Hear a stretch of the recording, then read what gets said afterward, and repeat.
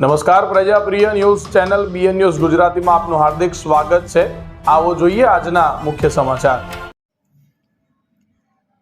કડમારથી કરંજડી જતા રસ્તામાં સાઇડ શોલ્ડરનું ધોવાણ થઈ જતા વાહન ચાલકો માટે ભયજનક। માર્ગ અને મકાન વિભાગના અધિકારીઓ સાયલેન્ટ મોડ પર।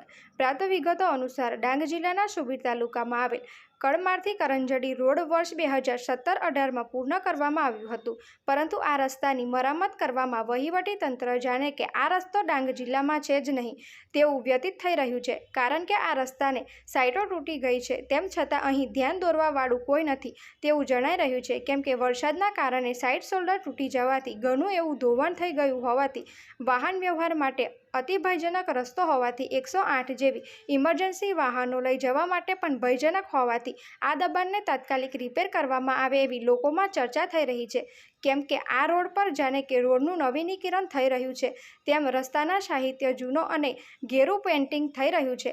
ત્યારે લોકોનું કહેવું છે કે આ પેન્ટિંગના બદલે આ રોડની મરામત ઘણી અગત્યની છે। તેથી લોકોએ જણાવ્યું હતું કે આહવા તાલુકા પ્રમુખ સુરેશભાઈ ચૌધરી જે ખેતીની જમીન પર આ રસ્તા પર આવેલી છે, તો આ રસ્તા પરથી પ્રમુખ સાહેબ કાયમ પસાર થતા હોય છે, તેમ છતાં તેમને આ રોડની સાઇટ બાબતે વહીવટી તંત્રને કોઈ જાણ કરી છે કે કેમ એ પણ એક વિચારવા જેવું છે, કેમ કે જવાબદાર વ્યક્તિ પણ આ પ્રશ્નો અધિકારી સુધી પહોંચાડતા હોય તો કોણ કરશે તેવા અનેક તર્ક વિતર્ક થઈ રહ્યા છે। Reporter Vinod Pawar, BN news Gujarati, Dang.